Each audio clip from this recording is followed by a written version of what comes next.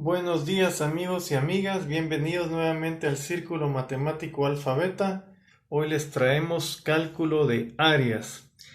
Nos dicen calcular el área bajo la curva y igual x cuadrado sobre el eje x desde x igual 1 hasta x igual 3.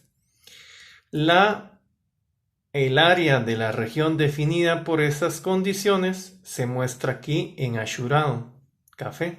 ¿Estamos de acuerdo? Estoy bajo la curva cuadrática sobre el eje X desde x igual 1 hasta x igual 3. ¿Estamos de acuerdo? Bueno, y entonces una medida del área achurada se podría dar mediante este rectángulo, ¿sí? Tenemos desde x1 hasta x3 y entonces mediante el rectángulo ACDE se podría dar una medida del área de la región que nos piden. Pero obviamente utilizar un rectángulo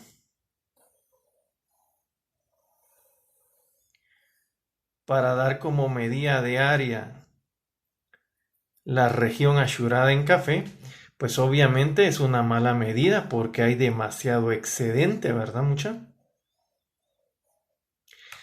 Y entonces, ¿qué hacer? ¿Qué podemos hacer para dar una medida aproximada del área de la región que me interesa? Bueno, pues metamos en vez de dos rectángulos, perdón, en vez de un rectángulo, metamos dos rectángulos. Entonces vamos a tener la siguiente situación. Vamos a tener la situación que se está mostrando. Y noten que con dos rectángulos jóvenes, con dos rectángulos yo tengo una mejor medida del área que me interesa. El área que me interesa va a ser desde x igual 1 hasta x igual 3 bajo la curva parabólica y por encima del eje x. Entonces, esta es el área que me interesa. ¿Sí?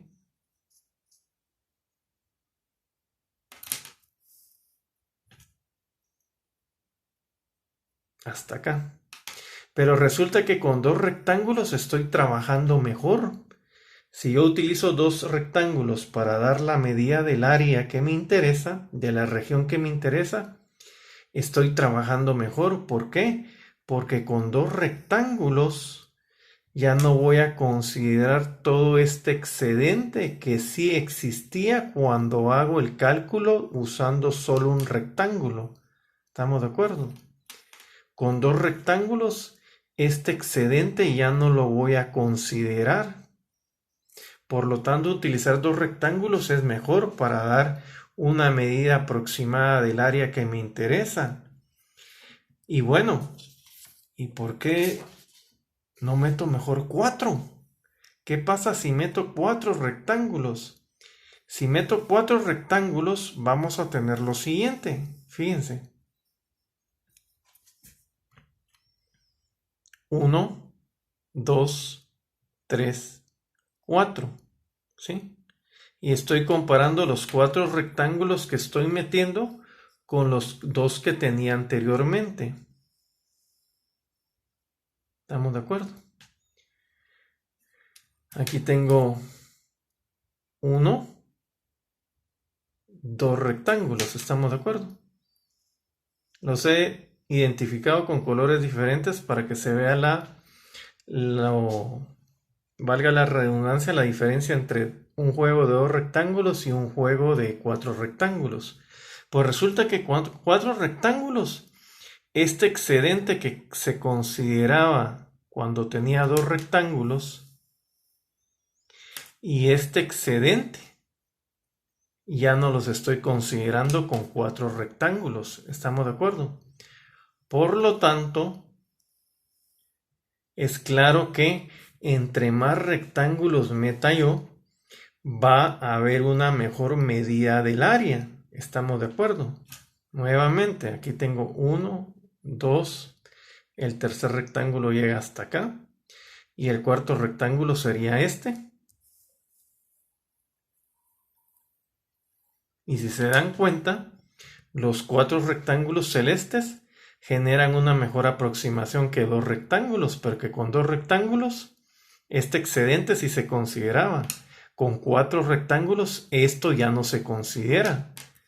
E igualmente acá, con 2 rectángulos, esta medida de área se consideraba, y ahora con 4 rectángulos, esto ya no se va a considerar.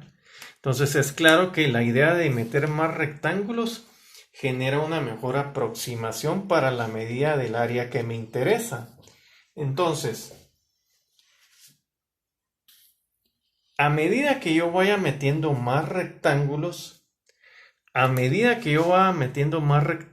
la suma de esas áreas se aproxima de una mejor manera al área de la región que me interesa. Ahora, es posible evaluar esta suma en términos de n. En otras palabras, ¿puedo generar una fórmula para la suma de las áreas de los rectángulos? La respuesta es sí. Puedo generar una fórmula para esta suma. Y si genero esa fórmula, el problema está casi resuelto. O mejor dicho, el problema ya está resuelto, ¿eh? ¿Y cuál es el método? El método es el siguiente. El primer paso es calcular el área de un rectángulo cualquiera, ¿sí? El primer paso es calcular el área de un rectángulo cualquiera, ¿sí? El área de un rectángulo cualquiera es altura de ese rectángulo por la base de ese rectángulo. ¿Cómo generamos las bases? Pues la longitud del intervalo lo dividimos por la cantidad de rectángulos que estoy metiendo, n. Entonces, para este caso particular, la base de cada rectángulo va a ser igual a 2 dividido n, ¿sí? Y necesito también la x asociada a cada rectángulo y. Y la x asociada a cada rectángulo y es igual al punto de inicio más y bases. ¿Por qué necesito y bases? Fíjense pues, si yo quiero la x asociada al primer rectángulo, es decir, esta x, ¿sí? Entonces necesito el punto de inicio más una base, ¿sí? Entonces aquí voy a tener la x del primer rectángulo. Si yo quiero la x del segundo rectángulo, necesito al punto de inicio sumarle 2 bases, y entonces ya voy a estar en la x del segundo rectángulo. Y así sucesivamente. Por lo tanto, la x del rectángulo y va a ser punto de inicio más y bases. Ya sabemos que la base de cada rectángulo es 2 dividido n. Entonces vamos a tener que la x sub y es igual a esto, y por lo tanto la altura del rectángulo y, que viene dado por f de x sub y, ¿sí? La altura del rectángulo x sub y, que viene dado por esto, a la larga la altura del rectángulo y es igual a lo que aparece acá. ¿Estamos de acuerdo? Entonces resulta que el área de un rectángulo cualquiera viene dada por estos términos. ¿Estamos de acuerdo? Ahora, ¿qué toca? Toca que, como ya puedo calcular el área de cualquier rectángulo, entonces comprendamos lo que significa la fórmula 1.4. Comprendamos lo que significa esta fórmula. ¿Estamos de acuerdo? Entonces, como ya puedo calcular el área de cualquier rectángulo, entonces supongamos que estoy metiendo 10 rectángulos. Ya puedo calcular el área del rectángulo 1, del rectángulo 2, del rectángulo 3 y así sucesivamente. ¿Por qué? Si quiero el área del rectángulo 4, entonces mi y toma el valor 4. Hago las operaciones necesarias y tengo que el cuarto rectángulo es igual a esta cantidad de unidades cuadradas. Entonces, Para saber la suma de las 10 áreas de esos rectángulos, entonces sumo a 1, a 2 y así sucesivamente y genero que la cantidad 9.48 unidades cuadradas. La suma de las 10 áreas de rectángulos genera 9.48 unidades cuadradas. Pero hacerlo paso a paso es muy tedioso y muy extenso. Entonces debemos de establecer una fórmula para la suma de todos los rectángulos que yo voy a meter en términos de n. ¿Se puede hacer eso? Claro que se puede hacer. Resulta que la suma de cada rectángulo pues es altura por base. ¿Estamos de acuerdo?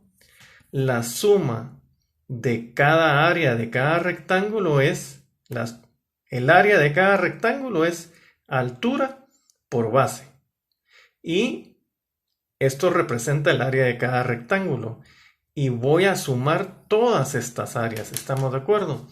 Y para sumar todas esas áreas necesito estas propiedades de la sumatoria, ¿sí? Necesito la propiedad 1, necesito la propiedad 2. A la propiedad 1 se le llama propiedad del múltiplo constante. La propiedad 2 es una propiedad de distribución de la sumatoria. Y entonces, la sumatoria de áreas de cada rectángulo es, ¿a qué va a ser igual? Aplicando estas propiedades, llego a esto. ¿Sí? Esta fórmula de acá, ¿sí? Se convierte en esto. ¿Estamos de acuerdo? Esta fórmula representa la suma de las áreas de cada rectángulo que yo estoy metiendo. Entonces, aplicando estas dos propiedades, llego a que la suma de las áreas es igual a esto.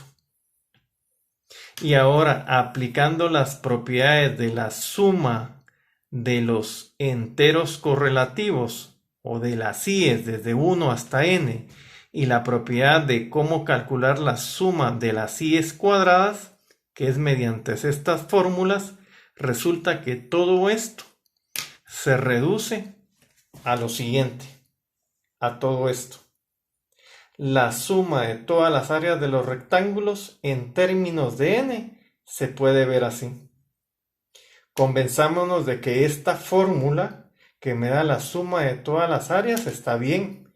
Sustituyamos por n igual 10 y vamos a calcular que la suma de áreas de 10 rectángulos es igual a esto. Estoy usando esta fórmula, solo que ahora con n igual 10. Y entonces llego a 9.48. Lo que tenía cuando hice el cálculo paso a paso. Cuando hice el cálculo de las 10 áreas una por una. O sea que esta fórmula me sirve. Es útil. Funciona. Entonces, ahora el cuarto paso es aplicarle el límite a esta fórmula, ¿va? Porque entre más rectángulos meta, la aproximación al área real va a ser mejor. Entonces ahora yo debo de aplicarle el límite a esto, ¿va? ¿Estamos de acuerdo? Ese sería el cuarto paso. Veamos pues.